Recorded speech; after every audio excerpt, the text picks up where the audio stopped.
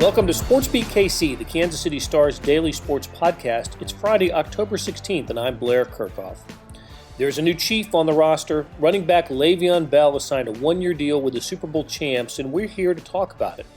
Star columnist Sam Mellinger and Vahe Gregorian, along with beat writer Sam McDowell, joined me on SportsBeat Live this morning to go over the Bell signing and other Chiefs news.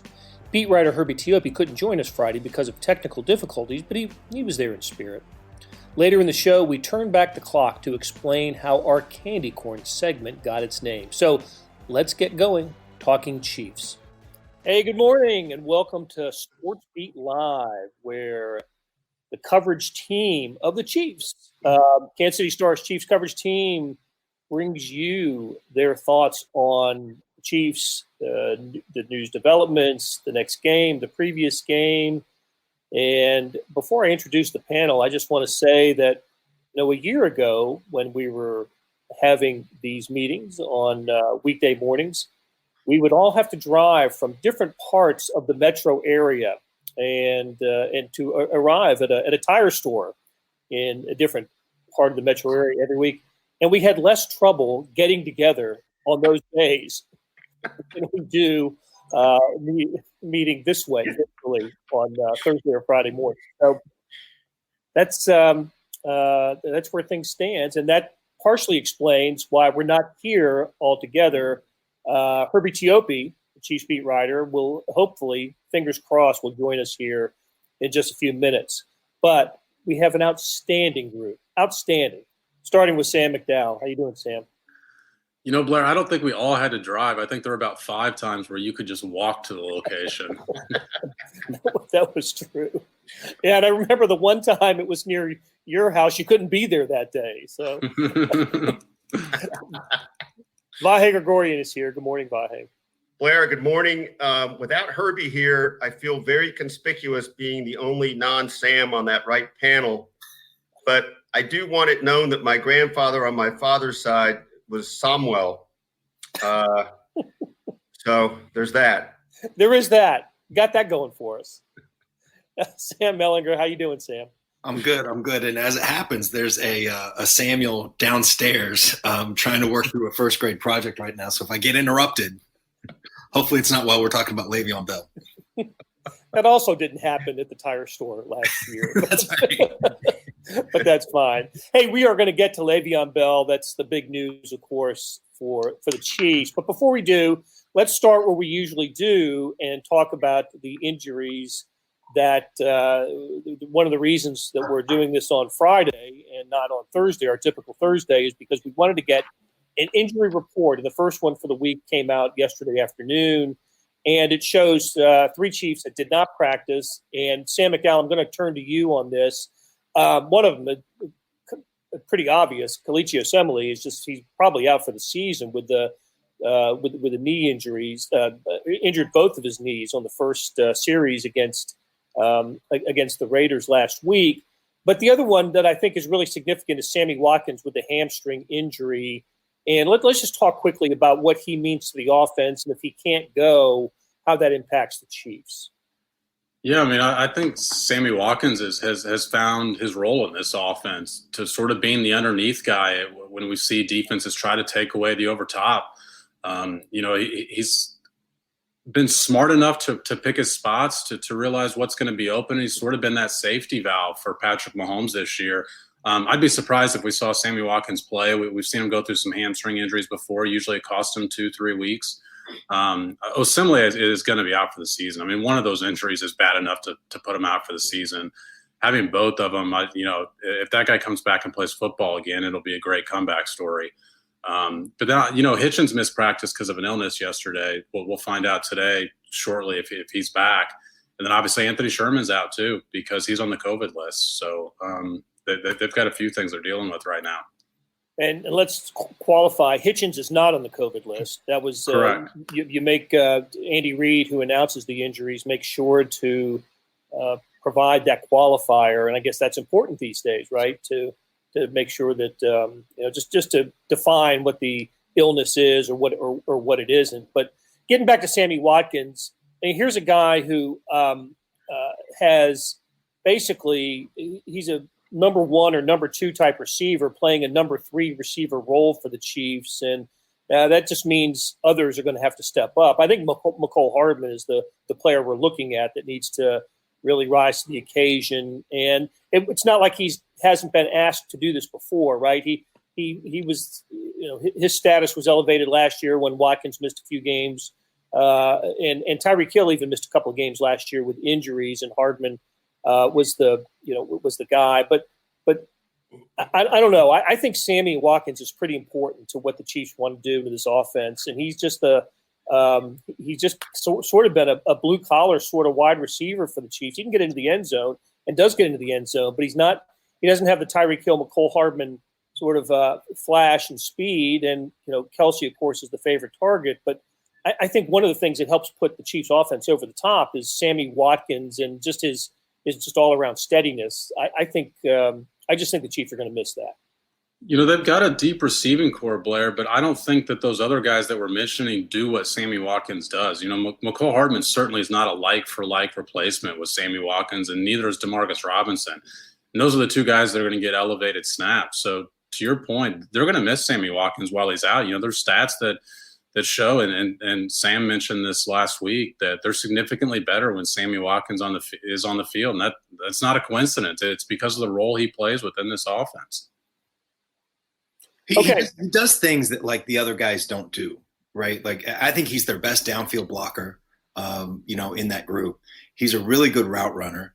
And you guys have been mentioning he does the intermediate stuff, the underneath stuff, but he's also, you still have to respect him deep. I mean, he's not Tyreek, he's not McCole Hardman with speed, but we've seen him go deep. We've seen him, on some go routes and that kind of thing. I mean, they're going to have to change the plays that they call on, I was going to say Sunday, on Monday, are going to be different without Sammy Watkins than they would be if he was playing. It's not tragic, right? Like there's a lot of teams that would love to have these problems, but there are some things that the Chiefs will have to do differently.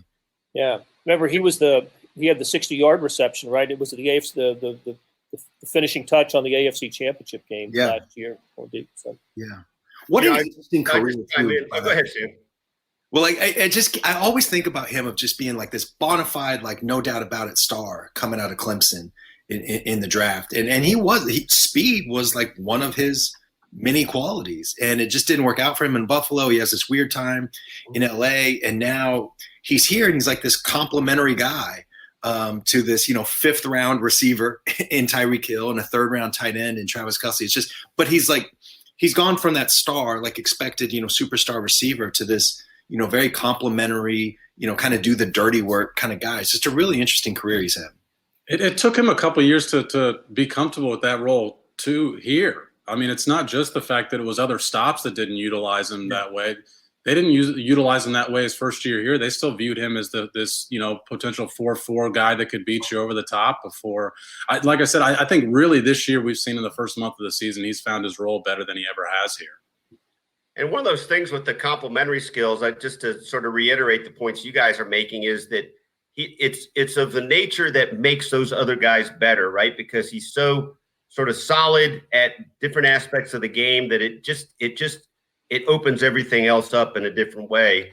The other thing that's kind of interesting is he's kind of and what they'll miss without him is, right, he's one person who brings several things to the table that, like, DeMarcus doesn't quite, that McCole Hardman doesn't quite. He's not as fast as McCole, but he brings that all together, and that's the thing that's part of the deal here too. You just don't have something that is directly a replacement for it.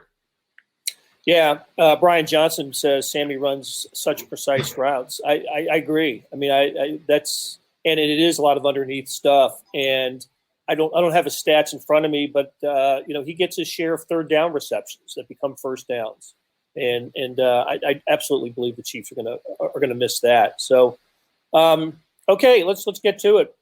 News of the day happened yesterday. I didn't get the exact time, but the Chiefs actually ended up tweeting it out sometime in the evening, did they not? With the signing of Le'Veon Bell, it was.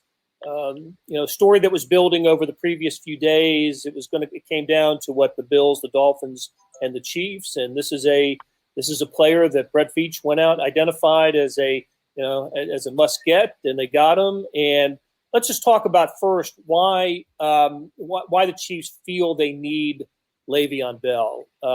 Sam Mellinger, I know you wrote about it this morning. Let's start with you. What's the big need here for the Chiefs? Well, when they drafted Clyde Edwards-Helaire, they planned on him pairing with Damian Williams, and they planned on this being sort of a dynamic backfield with those two guys working together. Damian Williams opts out. This should go without saying, but good for him. God bless him for doing what he thinks is best for his family. But it leaves a hole in the backfield on the roster. And, Darrell Williams, I think, has had like 4 carries since the opener, something like that. They don't trust Darwin Thompson. I think that's obvious. DeAndre Washington is maybe he can be something, but he's a practice squad guy that just got elevated. I mean, they needed that role. Herbie, reported before the season the Chiefs wanted Adrian Peterson and were pursuing him. So I thought that it was a no-brainer for them to pursue this guy. He's versatile. He catches a lot of balls. So he's a good fit that way. The one thing that I sort of, he's not a perfect fit. People say that like he catches passes, so he's a perfect fit, but he's not. That running style is super patient, legendarily patient. Yeah. And I don't know how good of a fit that is behind this run blocking offensive line. But he's good in pass protection. He can make some plays. He can be, I worry that like his name and who he was in 2014, people were like, oh, the Chiefs got, this incredible star running back. Well, I mean, he's averaged 3.3 yards per carry, and you can say what you want about the Jets, and it's probably true, but he's not the same guy as he was 5 years ago. But he's a significant, perhaps massive upgrade as a number 2 running back. He makes that offense better. And I also think that, I'm sorry, I'm talking too long, but he's a good runner, and they need good runners because that run game is kind of clogging up. Again, like the pass game is doing fine compared to most teams, but they need that run game to be better to sort of unlock what they have in that pass game. And Le'Veon Bell can help with that. So go ahead, Vahe. Oh, no, I just say, first of all, that the best tweet I saw yesterday was Sam Mellinger urging people to read his column before the news shifted because it was an ever moving target. It got me to read it right away.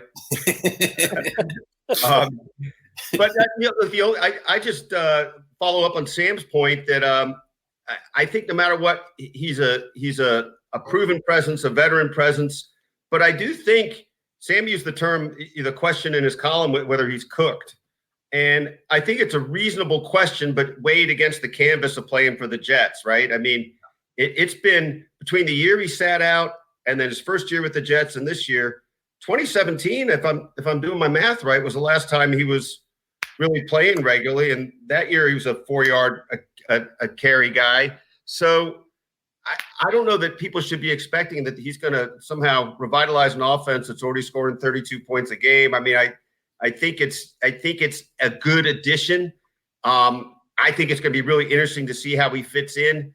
But I don't think it's a reinvention of some sort. And maybe there's a little too much fuss on social media about the addition. Yeah, to that point, and it's, I kind of dug into the numbers last night for a story I'm writing today, because I think that's the question is, what does Le'Veon Bell have left? And the advanced metrics really did not like this guy last year and don't like what he's done the first couple of weeks. And it takes into account the fact that, the Jets had the second worst offensive line in football last year, according to some of these metrics, at least when it comes to run blocking. They were marginally better this year, but there's some stats that still take that stuff into account and says what they expect you to get on any given play based on the average running back. And last year alone, he got 99 fewer yards last year than what they said the average running back would have gotten on the exact same carries. So you can blame a lot of stuff on the Jets and their offensive line and that culture and whatnot, but Le'Veon Bell played a big part in his numbers as well last year. So you're not getting the guy that the Steelers got in 14, 15, and 16. Yeah, or to the point that you're making too, Sam, you're not getting the guy that the Steelers didn't want to pay. Right, yeah. He's 28, he's not 38. He's 28, but God, the Steelers used the dog out of him. I mean, he had, I think, I looked this up. It was in the column. I think like 27 and a half touches per game. his last 2 seasons there. I mean, they got their money's worth from him. Yeah, he led the NFL. I think he had over 400 touches in 2017. So you're right. I mean, they used him everywhere. And what's funny is when you look at his skill set back then, it's the absolute perfect fit for what the Chiefs do now, because he can line up in the slot. I mean, when the Chiefs go 5 wide, that you could send him out wide. But back to what Vahe said, the question is, what does he still have left? And I think that there's some serious doubt about exactly what he's got left. Do you think a lot of the excitement is just because Chiefs fans remember the 18-16 game pretty well, and the how the Chiefs? I think he must have been. I can't remember his number. Oh, he had pretty good numbers in the opener that year too, when they got crushed. It was not the same season when they got crushed at Pittsburgh, like 43. There was a game or two where he just murdered them. And what's funny is, to your point earlier, Sam, what I really remember the most is basically almost standing still at times in the backfield, like, oh, there's the hole. Yeah. And then going. It's uncanny. Yeah, and you can do that behind that Steelers line that they had a few years ago, but not. I don't know that you're doing that behind these guys. What I remember is in the playoffs after the 2016 season, when the Steelers lost, or the Chiefs lost to the Steelers, Bell had a monster game. Right, they didn't get in the end zone, kicked the 6 field goals, but Bell dominated the game, and then the Steelers and the Chiefs played in the regular season kind of early, before the midseason the following year, and Bell had the exact same game. And I'm just thinking, the Chiefs didn't get any better. I mean, the Chiefs aren't going to beat the Steelers this year either. So I think he had 170 yards rushing in one game and 163 in another. Those are the 4th and 5th best rushing total games in his career were against the Chiefs, in that playoff game and then that regular season game. Wow. So I don't know. The Chiefs obviously feel like the running game isn't coming along the way that they had hoped it would, especially after the first, that Texans game where Clyde Edwards-Helaire had his 138 yards and things just looked, fantastic. And but this is also a team that, look what they did last year when they went out and signed guys during the season and how well that worked out for the Chiefs. I kind of trust Brett Veach here to know what he's doing, and Andy Reid to figure out a way to maximize the talents of Le'Veon Bell. Yeah, and not just that, but whatever he has left, the Chiefs are going to get the best of that. You know what I mean? Like, this guy feels, and I would think justifiably, but people can disagree, mistreated, misused, disrespected, all these things from his time with the Jets and Adam Gase. He's made that clear. So now if he comes here and stinks, then Adam Gase was right. And what happened with the Jets is his reality going forward. But if he comes here and is a good teammate and makes plays and has a positive impact, that's a hell of a platform to be on, the Super Bowl favorites and to be able to do that, and then go get a, somewhat big contract somewhere else. I mean, this is whatever he's got left, the Chiefs are going to get the best of it. And I think that's an important thing as well. He could have gone to Buffalo and gone with, they're a winner, right? The Bills are a winner. They're a playoff team, have been the past 3 years and building towards something nice. The Dolphins seem to have a pretty nice future, could have been part of that, but he did choose to come here. And I think the finances would have been the same everywhere, just, some similar. We don't know that for sure, but he did choose to come to Kansas City. And I enjoyed the little social media exchange between he and Chris Jones yesterday. Did you guys check that? I didn't see it. I just saw the first one that Chris Jones planted about 30 seconds after he got cut. Well, they apparently share the same agent, and that was just, come on, Kansas City, just basically recruiting him a little bit. I thought it was interesting. How much do you think lead recruiter Patrick Mahomes got involved, despite his no, not necessarily tell on the call yesterday?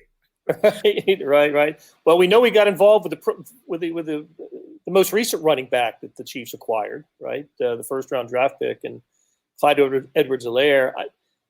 Do we think it's to the point where conversations happen between Patrick and Brett Veach about a move like this? I always assume that stuff happens.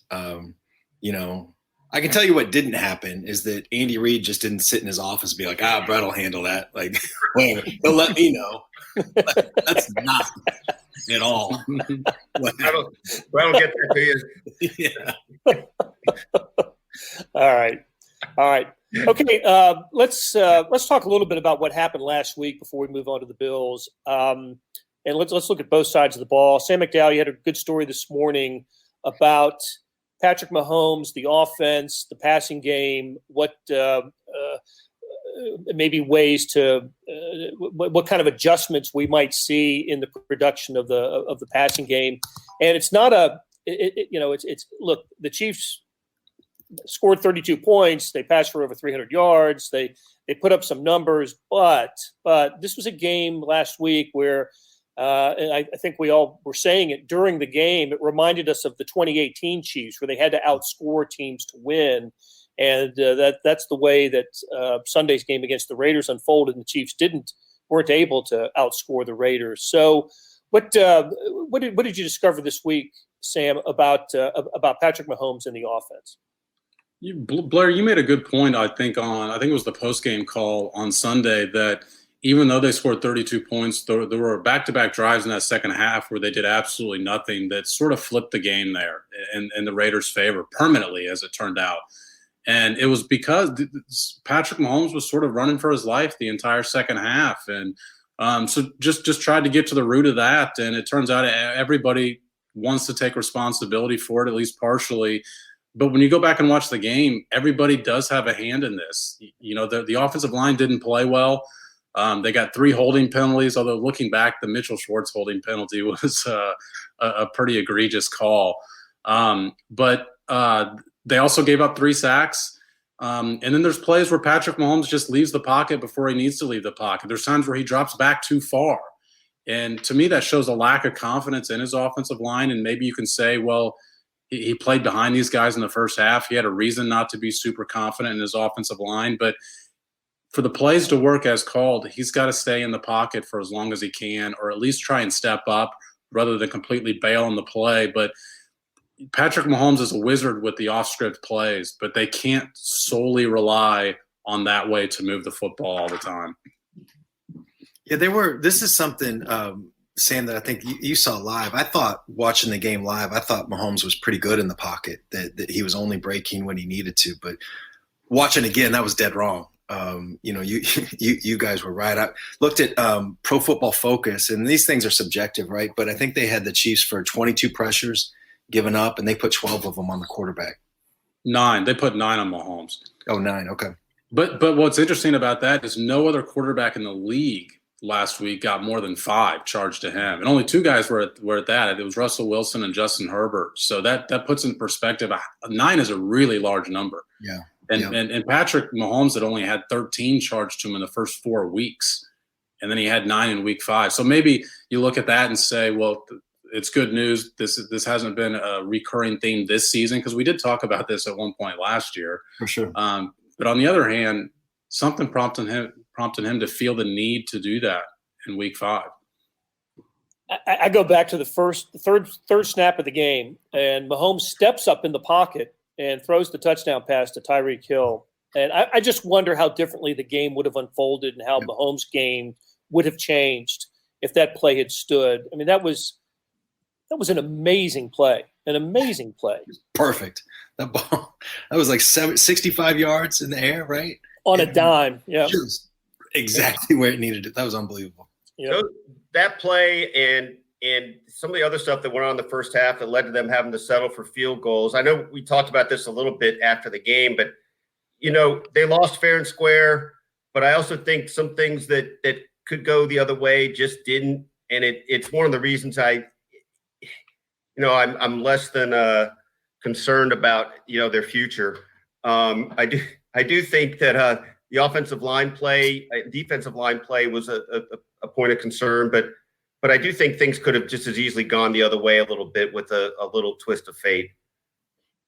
And look, the bigger issue last weekend was the defense anyway. So let's spend a couple minutes talking about that.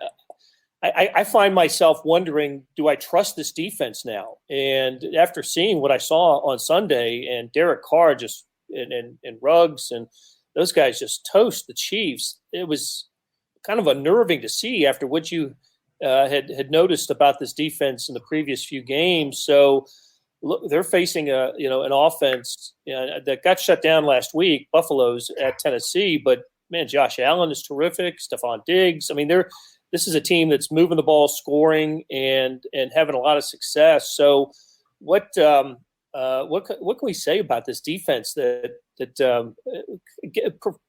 given a performance that we had not seen this season, is this cause for alarm? Vahe, what do you think? Well, my first thought is a little bit.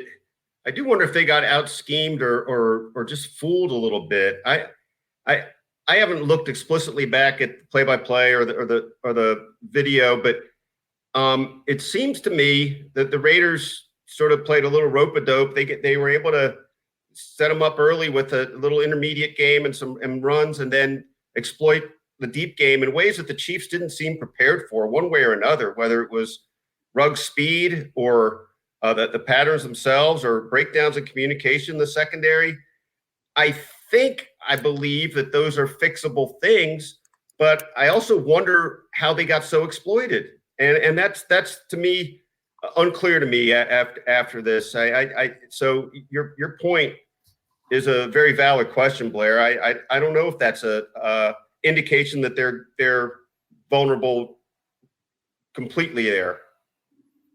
Yeah, and when you talk about fixing things, one thing that has to happen, they got to get a little more pressure on Allen than they did on Derek Carr. That was just I hadn't seen a more ineffective pass rush game by the Chiefs this year than in that game. Chris Jones just couldn't get there, and Frank Clark couldn't get there either. So maybe that'll change. Although Allen hasn't been sacked a lot this year, but give Derek Carr with time was able to pick apart the Chiefs last week, and that's just something we just don't see from Raiders teams and Derek Carr. And again, in Buffalo, a team that had handled the Raiders in Vegas a couple of weeks ago, they step up in class a little bit this week. So that's another issue, though. Chiefs coming off a loss. I think they have the full attention of coaches this week. We'll get to talk to coordinators later today, but just in terms of letting a loss beat you twice, sort of that old sports cliche, from a preparation standpoint, don't you guys think that the Chiefs will be, if they lose on Monday, it won't be because they let there was some leftover malaise from the Raiders game?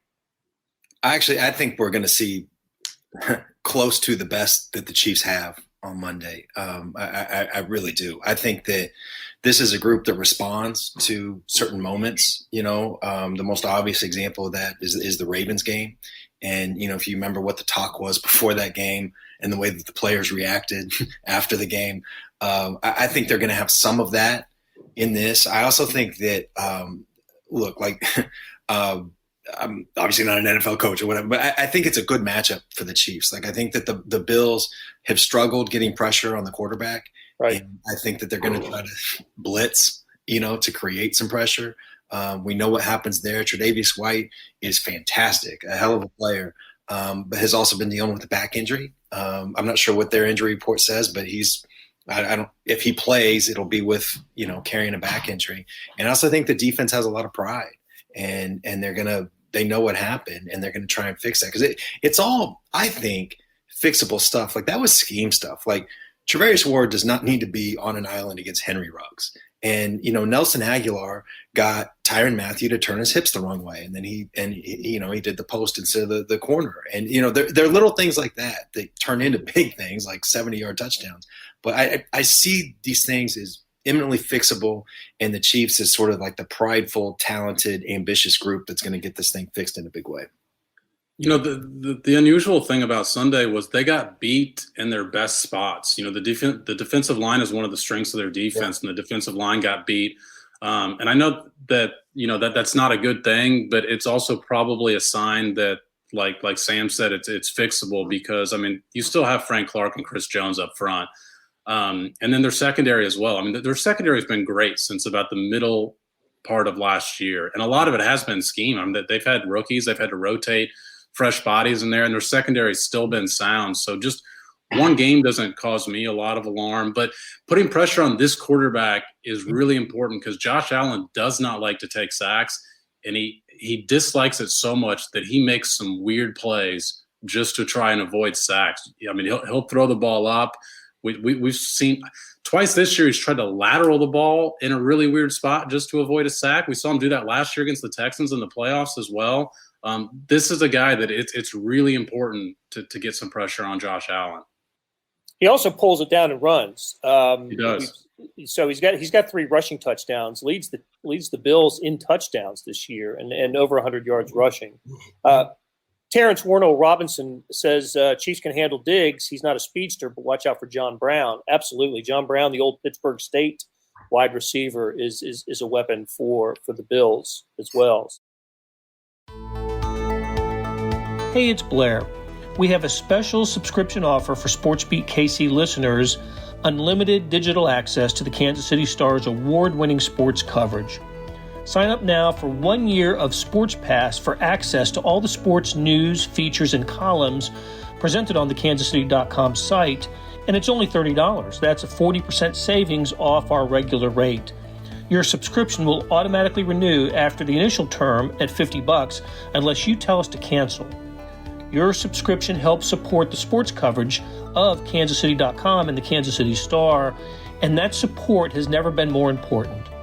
Please visit kansascity.com/SportsBeatKC offer to get this special offer. And as always, thanks for listening. Okay, guys, let's. We really are missing Herbie Teope today. He's having some technical difficulties, and it can't be can't be with us. We do miss you, Herbie, but through the wonders of technology, Herbie will be able to have a presence here today. Our producer, Beth Welsh, has something lined up, and we'll show that in just a second. But, listen, we're going to switch to a segment we call Candy Corn. And I get asked all the time, why do you call this Candy Corn? And has to do with, we just asked the guys a question about, that's non-football related. And we try to discover a little bit more about Vahe, Sam, and Herbie and myself. And it kind of started a year ago. And when we were on a SportsBeat Live, we were at a tire store.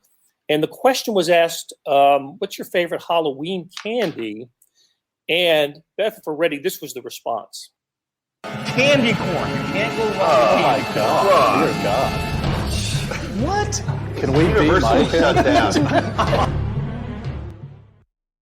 Oh, that is so well done. That is so well done. That's everything I hoped it would be. Oh, man. With that element of horror movie. So kudos to Neil Nakahoto for putting that together for us. And I think we need to make that a weekly staple. This show belongs on TV now. I mean, that was so well done. Terrific. So candy corn was the answer that day. Favorite Halloween candy that brought that kind of response.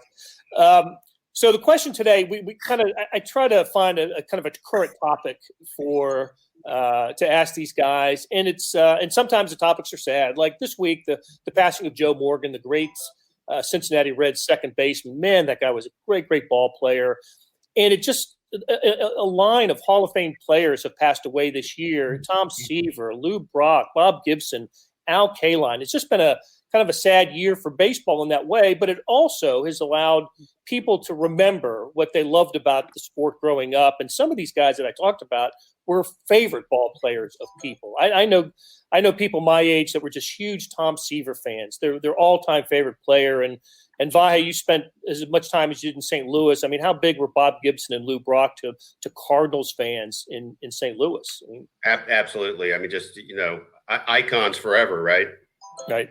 So I asked the guys to think about their first sports star, athlete star or hero, and go back to their youth. And Vahe, since you're on the big screen, and yours is the one there's a little bit of mystery about, Tell us who your first favorite athlete was. Okay, so I'm going to set it up real quick with the first name I ever knew was Willie Mays, because we lived in the Bay Area and an uncle of mine took us to Candlestick Park for a game. I think I fell asleep, though. I had no real impression. Then we moved to Texas. And wasn't impressive. He was okay. He was okay. I have high standards. Then we moved to Texas, and the first college football game I ever went to was Longhorns. Hook 'em. Jim Bertelsen was my guy, but that was just kind of fleeting. And by the time we moved to Philadelphia, there was this guy, Mike Schmidt. He was coming along, but really the answer is Bobby Clark and the Ferocious Flyers. How about that? A good one. Yeah, he was. They really captured the imagination. Remember, this was a time in Philadelphia where like the Sixers were 9-73, the Eagles were 4-10, the Phillies were losing 95 games, but then there were the Flyers. So Bobby Clark. He was back-to-back Stanley Cup champions, right? 74, 75. Brian Johnson weighs in. O.J. Simpson when he was with the Bills. All right, Sam Mellinger. Well, we know yours. Yeah. I mean, but let's remind everybody.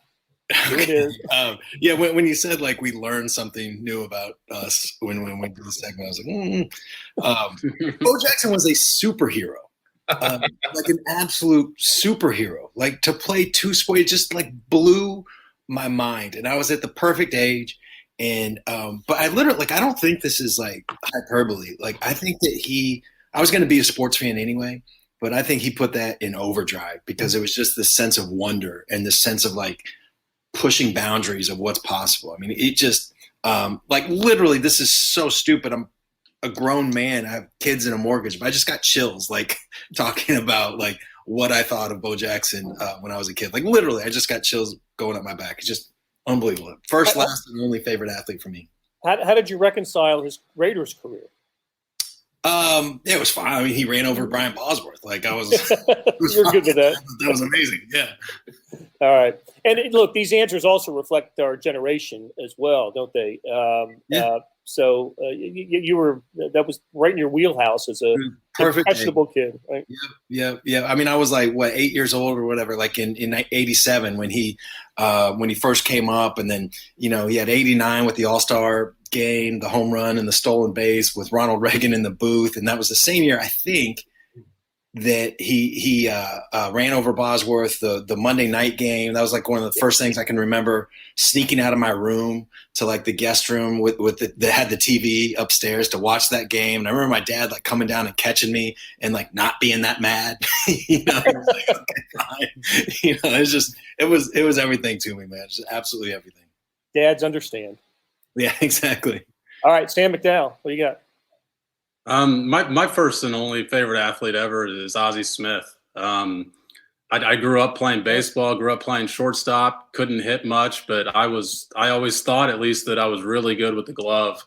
And man, that guy could do just unbelievable things on defense. So, I went to spring training when I was probably like 11.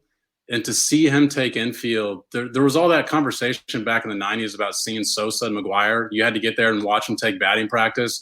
For me, I had to get there and watch Ozzie take infield because it was just incredible to me. So he always been my favorite athlete. I still have a poster in my basement that's the Wizard. I mean, he still to this day has sort of an impression on me. I think he was with the Padres when he made that play where the ball skips the ball skips another direction. He catches the bare hand. That was amazing. That was one of the very first videos I had as a kid was a This Week in Baseball video that I played on loop, and he was interviewed on that, and he was talking about the fact that he'd heard people the next morning talk about it was the greatest play he'd ever seen, and he was like shocked by it. He just kind of shrugged it off like that was just I just ball hit a rock. Ball hit a rock. I put my hand up. What am I supposed to do? This is like a random and kind of irrelevant thing about Ozzie Smith though too. Like he played in a golf tournament here. Like 10 years ago, and however many years after he retired that was, and he looked exactly the same. Like he looked like he could hit second, for the Cardinals. Like in that moment, it's unbelievable. David Van Zandt, Bo Jackson was Patrick-like. I kind of see that. Just doing things that you haven't seen anybody else do. Yeah. Stephen Fisher, Derek Thomas, growing up in Kansas City. Absolutely, I get that for sure. Herbie, who can't be with us, let us know that his favorite, interesting call, Fernando Valenzuela, the left-handed pitcher for the Dodgers, who I was enamored with that guy in that spurt that he had of success in '81, which was the strike-shortened year that did the two halves of a baseball season. I remember Fernando basically getting the Dodgers to the postseason. And it was another Dodgers-Yankees World Series. We'd already seen a couple of them. Royals fans certainly know all about that because the Yankees had to beat the Royals to get to the World Series in 78 and 77 and 78, and the Yankees went through them. But because of Fernando, the Dodgers ended up winning that World Series in '81, and he was just a phenomenon. Just that this was he pitched at a time when they had the center field camera, and his balls were doing things that I hadn't seen a pitcher do. That screwball thing he had. Yeah, it was going the other way, away. It was really bizarre. So good call by. It's interesting that Herbie picked an athlete from when he was in his 30s.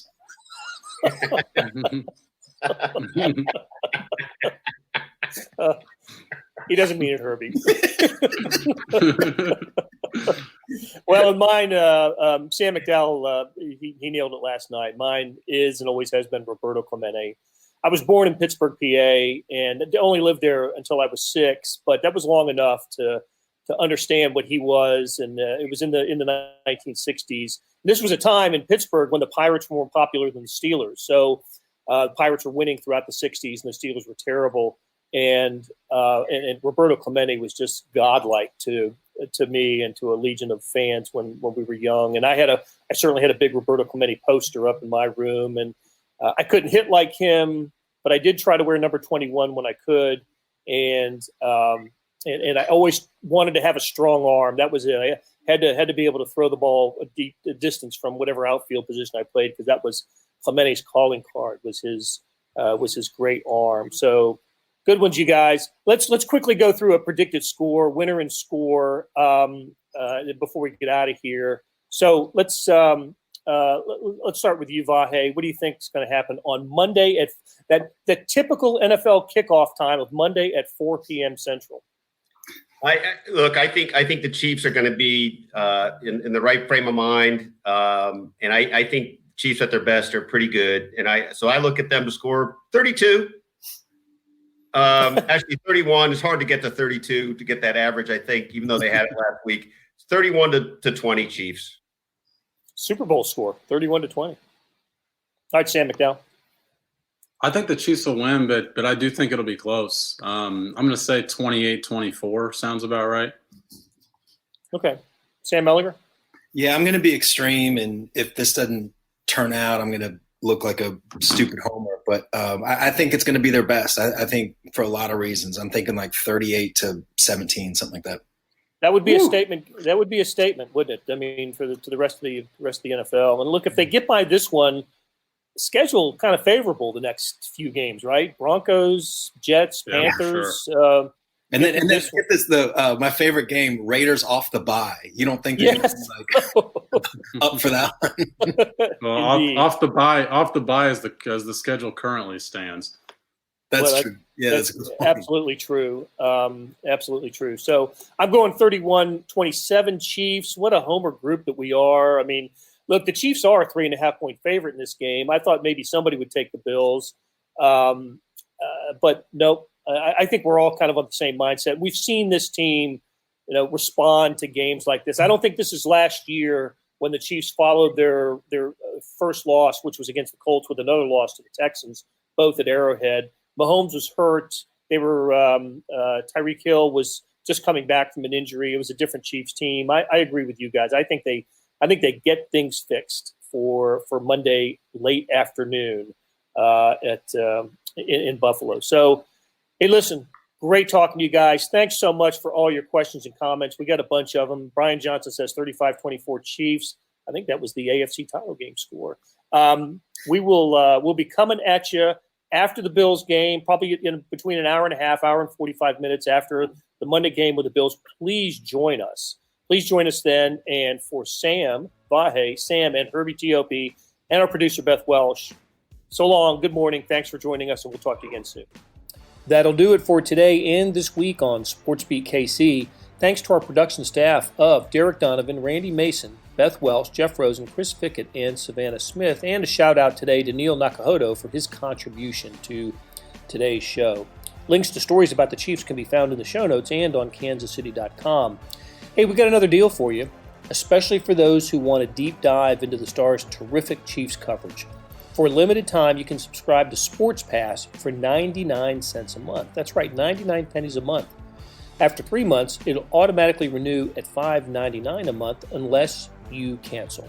How do you get that? You go to kansascity.com/SportsPass2020. That's kansascity.com/SportsPass2020. If you want more than sports coverage, and I do, check out the entire Kansas City Star product. Sports news, features, commentary, and analysis, the whole thing. You get all the stories written by my talented colleagues, plus additional news, sports, and business coverage with the e-edition. The details are at account.kansascity.com/subscribe. That's account.kansascity.com/subscribe. And if you're having any trouble hunting down these offers, send me an email at bkerkhoff@kcstar.com, and we'll get you to the right place. Whether it's a sports pass or the full subscription, you're getting and supporting the best sports and news coverage in Kansas City and helping us produce programs like SportsBeat KC. Thanks for listening, and we'll be back on Monday with another episode.